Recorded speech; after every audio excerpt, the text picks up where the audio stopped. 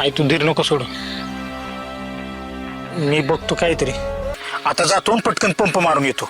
तुम्ही जा आणि लवकर या, म्हणजे आईला दवाखान्यात नेता येईल.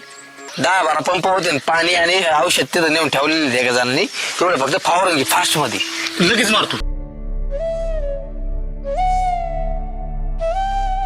मला ते पैशाचं.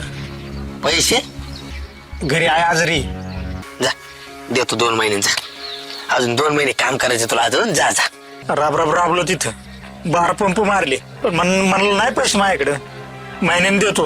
काय हो मालक, हे शोभतं का तुम्हाला? कामाच्या वेळेस काम करून घेतात आणि पैसे द्यायची वेळ आली तर पळपुटेपणा करता काय तुम्ही? वहिनीत म्हणून प्रियामध्ये बोलतोय. तुमच्या जागी हो जरी असता ना, तरी याला मागचा इतिहास आठवायला लावला असता. यांची आई मरणाच्या दारात पडली हो. तिला दवाखान्यात न्यायला पैसे सुद्धा नाही, म्हणून ते तुमच्याकडे कामाला आले. खरंच आजारी का? एवढ्या वेळेस द्या, नंतर चल थांबतो की मी परत. तुमची आई काय ना आमची आई काय नाही का? चुकलं काय? आता मी 25 लाखाची गाडी घ्यायला चाललो होतो, म्हणजे लक्ष्मी आणायला चाललो होतो दारात.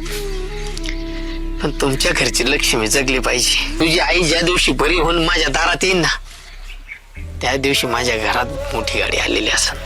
खूप उपकार तुमचे. खूप उपकार झाले मालक. नाही, आईची आठवण करून दिली आणि मला आईची किंमत कळाली रे. आज आईसाठी मी काहीतरी करतो असं मला जाणवायला लागलंय.